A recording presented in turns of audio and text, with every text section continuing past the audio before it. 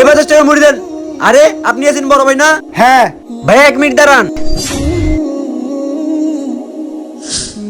Hello Yasin, আমি তোকে একটা লোকেশন সেন্ড করতেছি, তুই ওই লোকেশনে তাড়াতাড়ি চলে আয়। আরে শাহিন, আমার এখানে কেন ডাকছো? আরে তুই বলছিস তোর বড় ভাই অনেক বড় বিজনেসম্যান, হ্যাঁ? আলিশান বাড়ি আছে, গাড়ি আছে, এখন তুই তোর ভাই সামান্য একটা মুড়িওয়ালা, হ্যাঁ?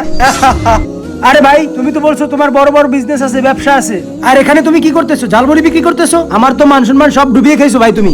ছোট, তুমি যা শুনছো ওসব কিছুই না। তো কি, আমার চোখের সামনে তো আমি সব দেখতেছি এখন। চুপ কর ছোট, আগে আমার কথা শোন। শোনো ভাই, ভাই আমরা হঠাৎ করে অসুস্থ হয়ে পড়েছে ভাই, 10টা মিনিট দাঁড়ান না ভাই, আমি মেডিকেল যাবো আম্মুর কাছে ভাই। আচ্ছা ঠিক আছে, যাও।